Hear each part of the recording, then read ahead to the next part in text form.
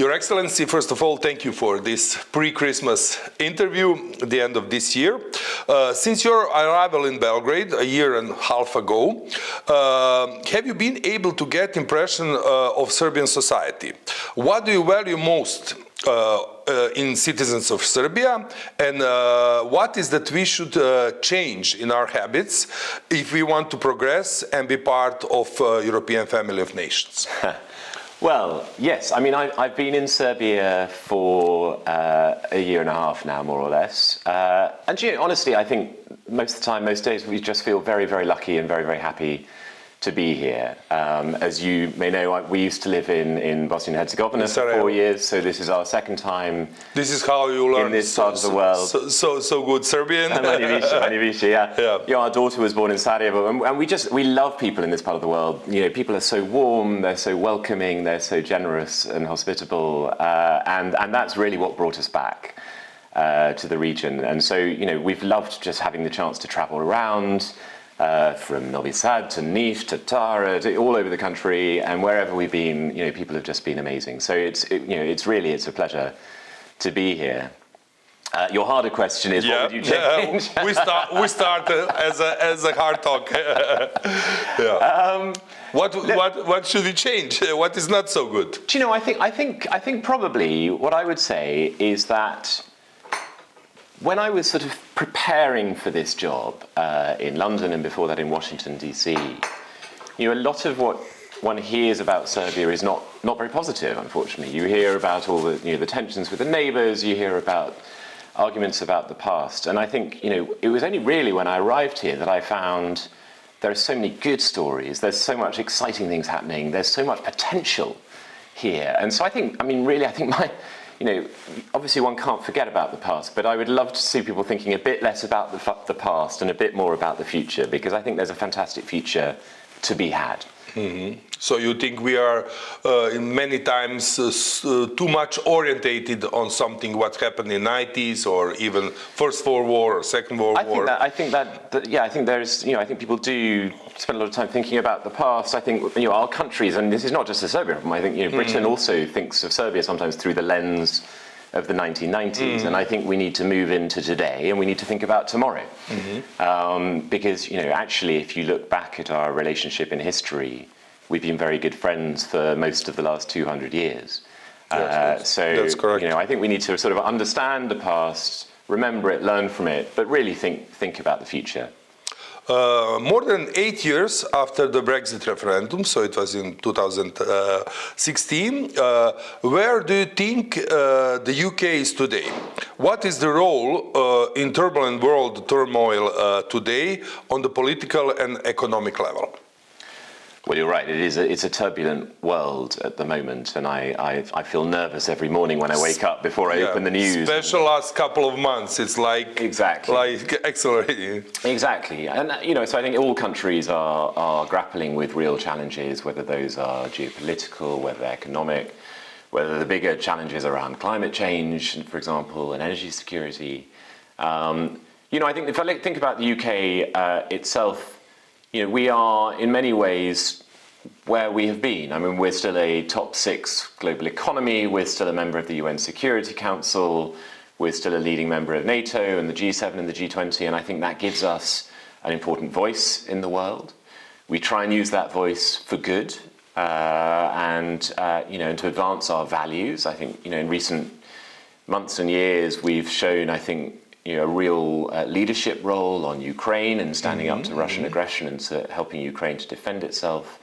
I think we've shown real leadership on climate as well, where we've recently become the first G7 nation to stop using coal for our electricity production. We've just set a very ambitious target of 81% reduction in carbon emissions by 2035. So, I think we're trying to, where we can, use our position for good, to help achieve positive change. I think it's really important that we keep working with partners. And, you mentioned Brexit. Clearly, our relationship with Europe and the European Union is different from the outside. But I think a lot of the sort of difficult issues immediately after Brexit have now been resolved, including around the Northern Ireland border, for example. And for Northern Ireland, it's very important that we take that seriously. But we also This have border, as I understand, it's open now. It's open. Yeah, Yes. It's been open since the end of the Troubles, but it's important it stays open, and that was the thing we had to work through with the EU.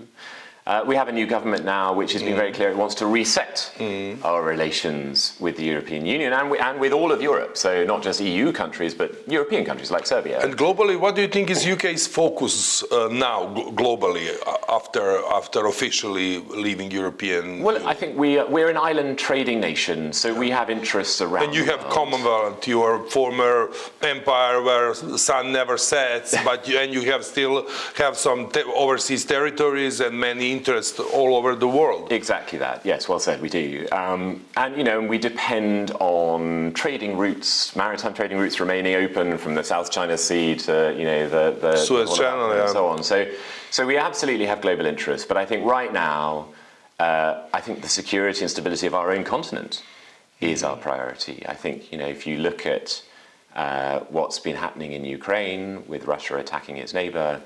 Essentially trying to recreate a world where might is right and the strong can do what they want and ignore. This is my next question. This is a dangerous state of affairs. What is this position of Great Britain as a member of NATO when it comes to Russian aggression against Ukraine and President Zelensky's initiative to have his country accepted as an official member of North Atlantic Treaty Organization? Well, I think we have a very clear position on this. We cannot accept a world in which strong countries can attack their weaker neighbours. We know what that can lead to. We saw it in the last century with the world wars, and we do not want more world wars on our continent. So we are very, very clear that this is completely unacceptable. We are working very closely with Ukraine to support them in defending themselves, which is absolutely their right under the UN Charter.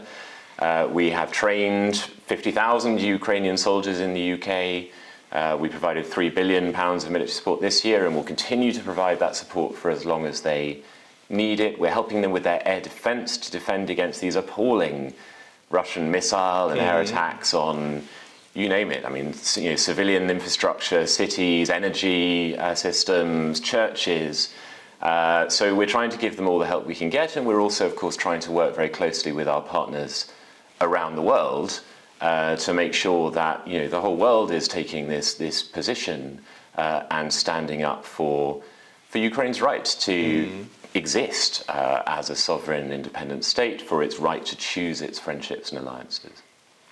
Okay, when I was in London last year in December, I saw both pro-Palestinian and pro-Israeli protesters on the streets.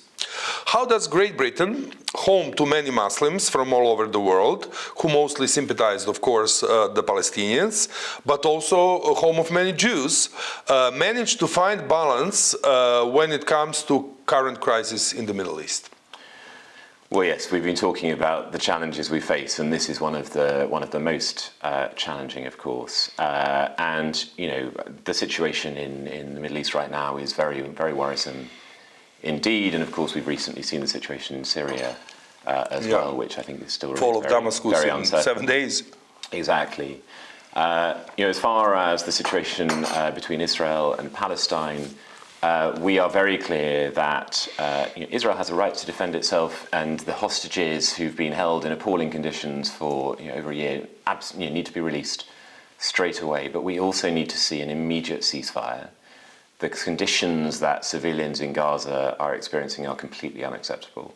And we need to see significant improvement. We need to see civilians safe. We need to see more humanitarian aid getting in, and that is our focus. This summer, I noticed that President Vučić attended a reception for the birthday of the British monarch for the first time since 2012, when he was in power. Is this a sign of better relations between Serbia and UK, or is just symbolic gesture that is consequence of the personal relation that President Vučić has established with you? Well, I hope it's both. But I think most importantly, I think it's a sign that President Vučić, like Britain, wants better relations between Britain and Serbia, and I think that's a really good thing. I was delighted he came to our King's Birthday Party. I was also delighted that just a couple of weeks ago he came and opened the first UK Western Balkan Trade Conference, which we held here in Belgrade. We had 250 delegates from over 150 companies talking about partnership in infrastructure, in renewable energy, in tech, which is a really fast-growing part of our trade relationship, in agri-food. I think there's enormous potential there, and the President said there that he wants a closer relationship with Britain. So I think I'm excited about the potential, and I see my job as ambassador here to try and build the most modern, positive, forward-looking relationship with Serbia possible. And you watched together this football match between England and Serbia this summer. Yeah.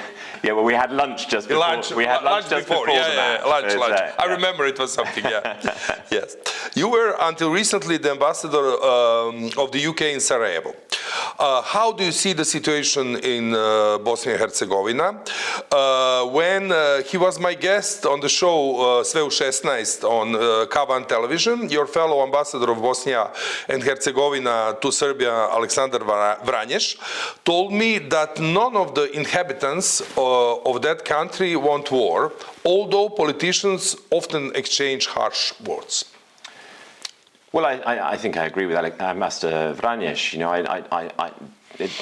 No one in their right minds should want war. I mean, Bosnia and Herzegovina sadly knows all too well what war means and how brutal and pointless it is. And I think this region as a whole has seen far too much war and needs to think much more about building peaceful economies that can cooperate together. I mean, he's also right that the political leaders in Bosnia and Herzegovina do exchange harsh words, I think, more than is necessary, and I would like to see them collaborating much more closely. My sense when I was ambassador there for 4 years, it's a country I really love, and it didn't really matter whether I was drinking nectar or Sarajevsko or Kalavačko. Yeah. Whether I was with Croats, Bosniaks, or Serbs, they were the same warm, generous people who really just wanted to build a better life for them and their families and their children. And then you read newspapers, and then you read newspapers, and got the expression that tomorrow we'll start new war. So it's frustrating. When I was ambassador there, we really tried to get political leaders to focus on very specific, concrete socioeconomic reforms that would improve life and create opportunities, particularly for young people who were leaving in huge numbers from Bosnia and Herzegovina. Unfortunately, some of them were much more interested in creating artificial political crises and deepening divisions. So, I think we have always tried to bring people together. We've always tried to put constructive ideas on the table. I would love to see political leaders of all options in Bosnia and Herzegovina thinking again much more about the future and much less about the past. U medijima u Srbiji, pa i među nekim istoričarima i intelektualcima, kako su Englezi uvek krivi za sve. Od puča 27. marta 1941. pa do današnjih dana. Pa to mi je veoma zanimljivo i složeno pitanje. Nedavno sam bio u Londonu u pratnji patrijarha Porfirija. I patrijarh je dobio od kantabrijskog nadbiskupa Welbija na poklon knjigu koju je Sveti Nikolaj Velimirović napisao kad je bio u Engleskoj 1915. godine i lično potpisao. I ono što mi je bilo fascinantno jeste da je on posvetio ovu knjigu svim hrabrim engleskim lekarima, medicinskim sestrama, vojnicima i mornarima koji su žrtvovali svoje živote za Srbiju. I on je napisao u knjizi, on je opisao Srbiju kao najlojalniji prijatelj Britanije. I pre 110 godina ove su bile moćne reči, ali danas su još više iznenađujuće, jer smo, nažalost, izgubili značajan deo tog instinktivnog poštovanja, razumevanja, savezništva.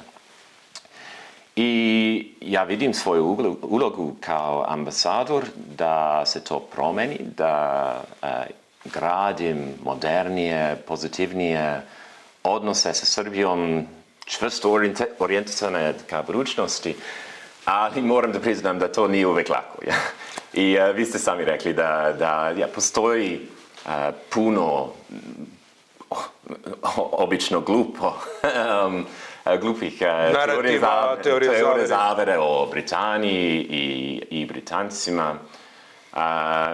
Spomenuli ste puč 27. marta. U stvari ovih dana većina modernih historičara se slažu da je to bio potpuno domaći, ali naravno su Britanci ga pozdravili u to vreme. Ali odkad sam stigao ovdje pre godinu i pol, pročitao puno sličnih priča. Tekstova. Da, sjećam se da pre nekoliko mjeseci bile je priče da je Velika Britanija financirala proteste poljoprivrednika u Vojvodini i ja sam objavio na Twitteru sliku Jamesa Bonda na traktoru. Jer čini se da ponekad jedini pravi odgovor tim glupostima je izmevanje. Zanimljivo je da Zapad generalno od 90. i posebno od bombardovanja 99. ima uglavnom taj neki negativan narativ, ali čak ni Nemci koji su bili na suparničkoj strani u oba svjetska rata nisu na taj način tretirani zadnjih, rekao bih možda 15 ili više godina, kao Britanci. Kao da u nekom intelektualnom kremu postoji neprekidna produkcija tih teorija zavere. Pa nije mi jasno potpuno zašto mi smo često na meti ovih priča. Naravno, ja razumem dobro da su ljudi razočarani zbog bombardovanja tokom 90-ih, ali moram reći da mi je malo frustrirajuće jer ovih dana mi radimo na toliko dobrim stvarima sa Srbijom. A i u prošlosti, svoju emisiju, baš kada mi je bila gospođa M. Pešić, konzulka Irske ovde, i tema je bila stranci u Beogradu, pustio sam sa insert iz filma Naša engleskinja, ne znam da li ste pogledali taj film iz 97. o Flori Sands. Da. I koji je bila? Jeste, i to... Prvi ženski oficir u našoj vojsci. I vrlo je zanimljivo da ne znaju, baš dosta ljudi mi je reklo da se iznenadilo, da nisu znali za nju i mislim da je vaša misija kao ambasade treba da bude baš na što češćoj promociji tih svih pozitivnih primjera koji demantuju te teorije zavere. Da, i mi se trudimo da to radimo i u stvari trenutno sedimo u britanskoj rezidenciji koja se zove dom Elsie Inglis. I Elsie Inglis je bila liderka skotskih bolničara tokom Prvog svjetskog rata. Obnovili je 14 bolnica širom Srbije i spasili je hiljade života tokom ne samo rat, već i epidemije tifusa. I rezidencija je pre 10 godina, ali tako dobila ime po njoj. Tako je, da. Pa mi se trudimo da razgovaramo o tim pričama, ali i moramo i fokusiramo na budućnost. Naravno. I ja smatram da imamo dobre priče. I ja bih volio da više vremena provedim na tim stvarima. Okay. The situation in Kosovo is again in the center of attention after the recent incidents. In your opinion, what are the prospects for this frozen conflict to stop murdering the relations between Serbia and Western countries that recognize Kosovo's independence?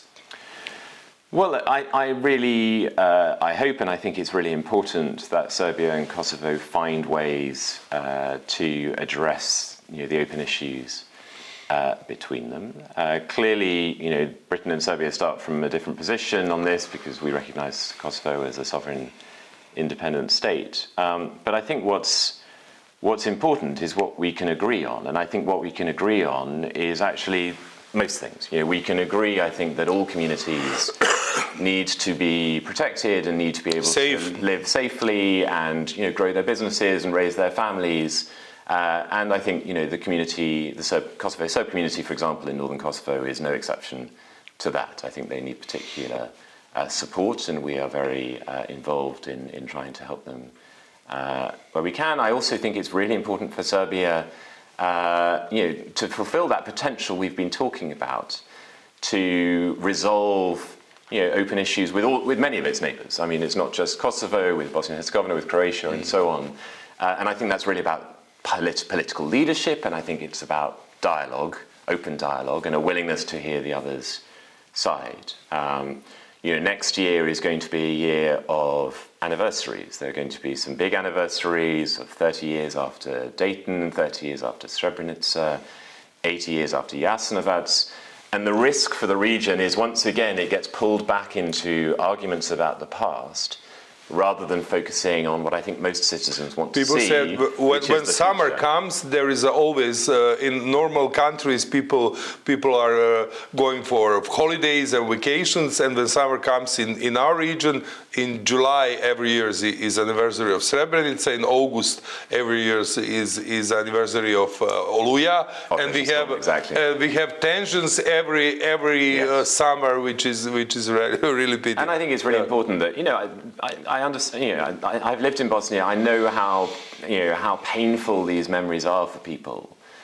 But what's important, I think, is that people need to talk to each other and find a common language that allows them to come to terms with the past, to learn from it, but then to talk together about how to build a common future as neighbours. You can't change your geography. People aren't going anywhere. And so it's really important to improve the foundations, the political foundations, in order to then build a better future for people, particularly for young people who I think really want to see a positive future. Prema vašem mišljenju, u kojim sferama je saradnja između Srbije i Ujedinjenog Kraljevstva na zadovoljavajućem nivou, a koje su to oblasti gde postoje još prostori za unapređenje? Pa ja sam veoma ambiciozan, pa nikad ne bih rekao da sam potpuno zadovoljan. Ali drago mi je što mogu reći da imamo puno pozitivnih priča, da smo dostigli neke rezultate, i posebno na polji trgovine, na primjer.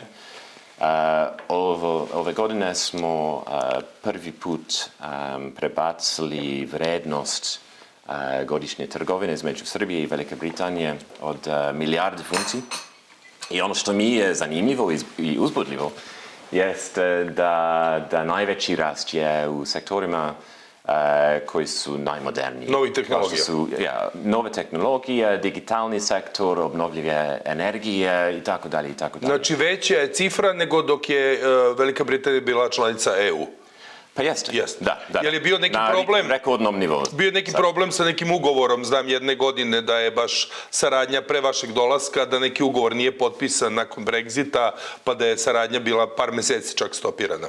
Ok, nisam potpuno siguran da pre 3-4 godine. Ali sa Ministarstvom trgovine ovde i sa Ministarstvom spoljnih poslova smo dogovorili o nekim aranžmanima, što znači da sad mislim da nemamo puno problema kad se tiče o trgovini, i ja smatram da je budućnost vrlo svetla u tom polju. Ono što bih volio da vidim malo više jeste veze među našim ljudima, jer u mom iskustvu bilo kad se Britanci i Srbi upoznaju, saznaju da imaju toliko toga zajedničkog, i to mi daje puno optimizma za budućnost. Hvala na ovom intervjuu, želim srećan Božić i vama i vašoj porodici i uspešnu sledeću godinu. Hvala najlepše.